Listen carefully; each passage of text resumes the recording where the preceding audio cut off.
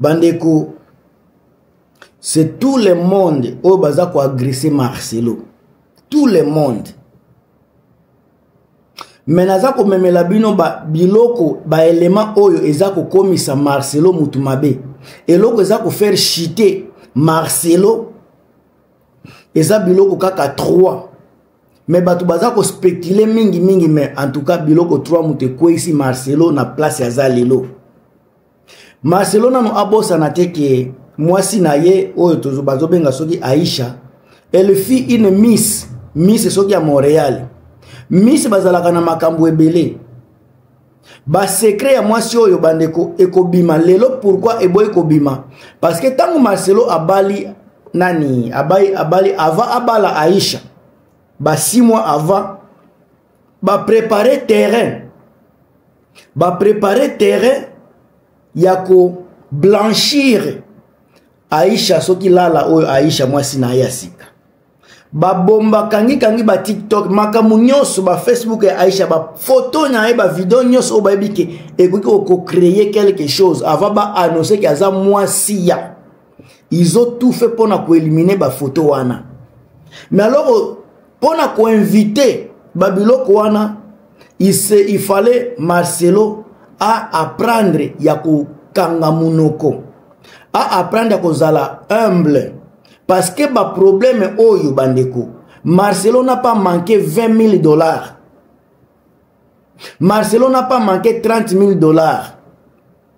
Tangu mwasi na ye Blanche Tunaski qui repose ya pesika aza. Tangu mama oyo akufi.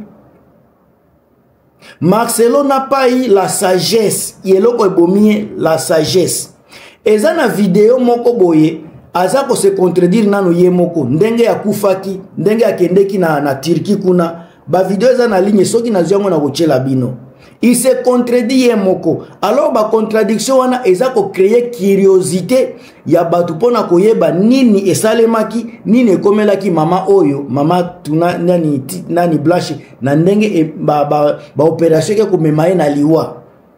Les choses oyo élémentaires ndeko na biso Marcelo falaki ya sala. Bozo mona ba certificat ya décès eza ko sale eza ko leka na ba réseaux sociaux na ba TikTok eza na ba tukutu baza ko loba ba kombo eza na ba kombo ya batu o baza ko certifier liwa na ye eza ba kombo oyo eza kutu ya ba médecin te. Sika Marcelo tango za ko bala mwasi obali ye mais aza bien privé na yote aza na famille na ye. Aza na famille na ye soki lelo famille paternelle na maternelle bakomi kolamuka po balobela makambo oyo c'est parce que il y a quelque chose qui ne marche pas, il y a quelque chose qui est flou. Ba élément simple oyo ndeko na biso Marcelo il fallait ki afungola aptia na miso ya batu na public parce que aza personnage public. Tangu mwasi na ye akufi na niveau ya Turki tango naza koloba eske azanga ki 20,000 famille ya Blanche zalaki wana. Pourquoi kozua tango akende ko bala nani Blanche akende ko mona famille mama aza soki papa aza banoko bazali batata mwasi baza na situation ya boy tango mutu akufi Marcelo se azanga ki même 20,000 akoloba OK po Blanche azalaki pe mwasi ya église nazwa taba asiemi bale ya église nazwa pe famille etap deux membres noko ya mwasi nanga ube mama ya mwasi nanga ube yaya mwasi nanga membre mi bale kaka ya famille na ye baya pe kotoyo esika likama ekomelinga na niveau ya Turki soki eza na ville nini boke kuna amemi ba famille na ye soit eta membre moko ya église pe bakei na hôpital basolola na hôpital sika akufaki au besoin basolola na médecin oyo azalaki responsable ti ina opération ti liwa na minute wana eske Marcelo batu balingaki ba banda koloba makambo baza koloba lelo balingaki basala ngo te ndenge akendeki kobala mwana mwasi wana na présence ya famille ere mwana mwasi wana pe akufi ifalaki a associer pe famille na ye. La chose ya liboso oyo asalaki yango wana ya erreur yango wana kozanga ko informer famille na ye c'était élément moko ya makasi parce que mutu aza na famille aza na mama banoko bazali mutu akende kokufa bakoambome ye bazongisa ye mutu ata moko te akei te nini nde boze kobomba oyo bolingaki bafamille bayeba te.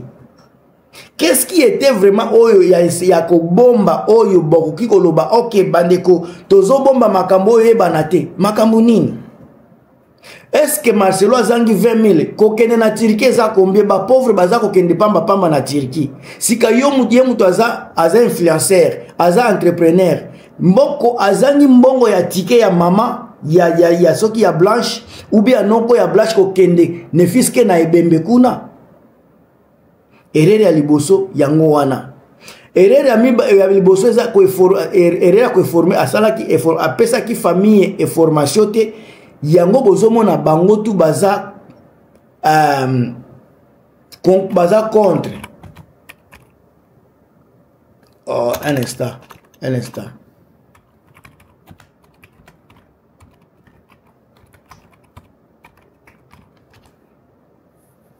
À part likambo wana toza na eloko mususu oyo eza neti mystère eloko moko ya grave église oyo yaza kosambela mutu akufi mwasi ya pasteur ya église ya kufi mwasi ya pasteur même pas un ancien ya église ya église yo kokende ko témoigner oyo kokende ko témoigner ko zwa ba information makambo nyonso nani oyo Marcelo asalaki kaka ye moko nini nde azalaki kobombela église po ona lakisi bino ndenge abombela ki famille na ye impossible ko bengisa bango kokende kotala ebembe ya mwasi na hôpital esika mutu akufeli nini kasi nde empêchaki Marcelo ayebisa pe ata ba asia église parce que mama première dame mutu akufi mais makambo nyonso azosala kaka ye moko eloko wana eza ba makambo oyo eza kopesa vraiment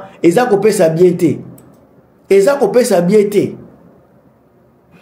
mususu eza makambo ya leta omoni bapase na biso bazwa ba autorité ebele pona bango basalaka makambo selo bango est-ce que il avait prévenu l'état que mutu akufi eza pe point d'interrogation munene eza wana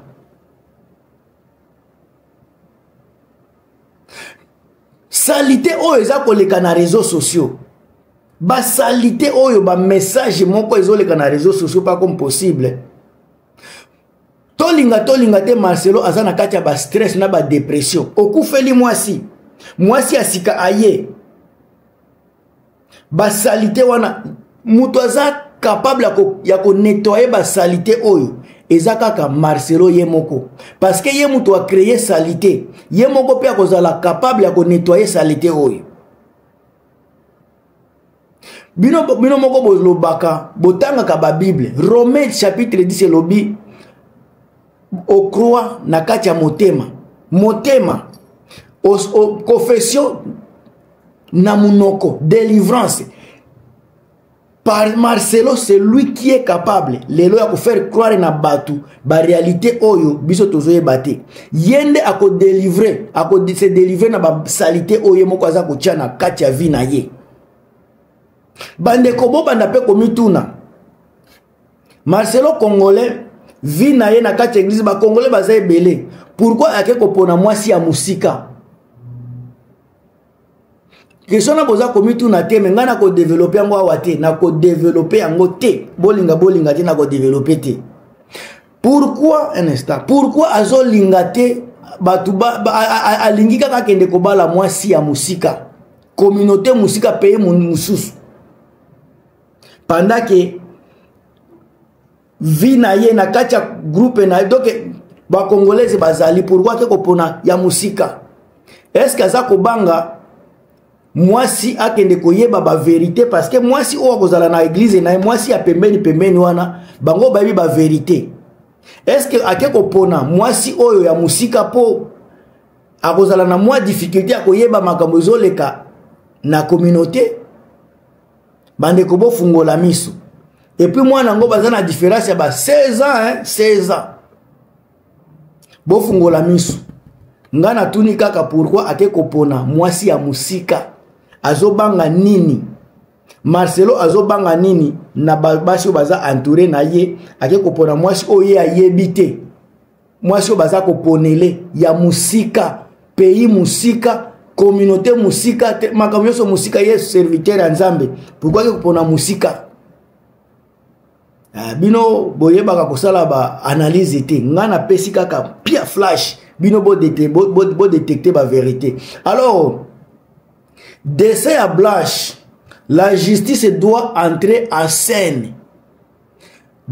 Justice oyo no to bien que ba justice ya Congo ezalaka ba justice moko ya partiel ba oyo basalaka mingi pona ba gouvernement, mais ce qui procureur général près de la cour d'appel ne saurait demeurer inactif face à la gravité des éléments désormais portés à la connaissance du public dans l'affaire relative au décès de Madame la Blanche.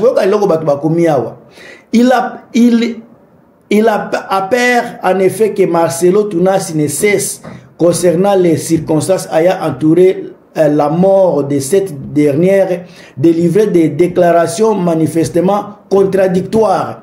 À cela s'ajoute la diffusion sur les réseaux sociaux, l'enregistrement audio attribué à la défunte réalisé quelques jours seulement avant son décès. De tels éléments soulèvent des interrogations sérieuses sur les conditions exactes de décès en oppose l'ouverture immédiate d'une information judiciaire. À défaut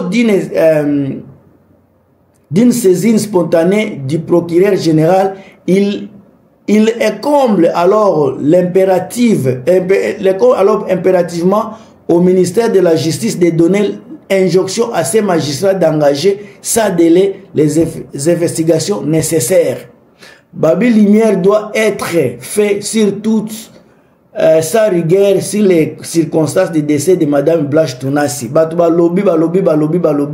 Mais ça makambu oh elo très important yango naze kolukango yango nazotanga yango awa na nini na Twitter ande konabiso Congo mon héritage. La famille Kandolo partenaire plan acte de saisir la justice contre M. Tounassi. Urgent. Alors la famille Kandolo branche paternelle a exprimé publiquement ses doutes sur la circonstance de décès de leur fille Blanche Kandolo, survenue récemment dans les conditions qu'elle juge troubles.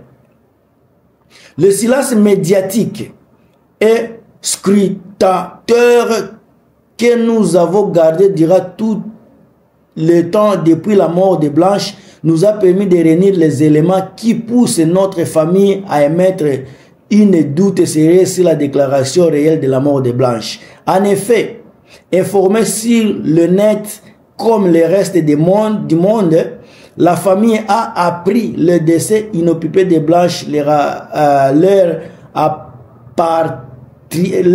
rapatriement très expéditif de son corps ainsi la volonté manifeste de dissimulation de vérité caractérisée par le défait catégorique de nous laisser examiner le corps de notre regretté. Wow, je ne savais pas ça. À cela s'ajoute des funérailles à la va-vite et manque de volonté manifestée de clarifier sur les chronologies du fait. Makambo eza ebele makambo eza munene. Donc ba précipitaki liko ebembeko ya précipité kokunda baza ko précipiter parce que bazalaki ko bomba nini. Elo naza ko ebisa bino. Marcelo aza ko bomba nini. A précipiter enterrement ya mutu. Makambo nyo zalaki pressé. Famille bazalaki invité bazalaki ko participer na makambo ya mwana na bangote. Pourquoi? Mes chers amis, na ozala mulaite ba émission eza ebele makambo koloba eza mingi. Tozana ser moko boye komone grâce kaite o fois à la étrangère alobi. Cette histoire devient de plus en plus sérieuse après la mort de Blanche Tounassi. Les internautes congolais ont jugé bon que le pasteur Marcelo Tounassi épouse cette photo. trop de choses à dire, trop de choses. Malgré menaces, bandeko, ba menaces, c'est belé. Nga na sukele ba bandeko bino bo pesa ba point de vue na bino bo commenter na bo moni bo kele pe na ba page mususu bo sala suivi ya makambo, vous allez voir que il y a quelque chose de louche. Marcelo nde mutu aza capable ya ko silisa bitumba oyo makelele oyo. Chose normale et élémentaire ezala ki fete. Il a négligé makambo ebele yango bozomona salité et comme na réseaux sociaux. Bandeko nanga na komi na suka. A plus.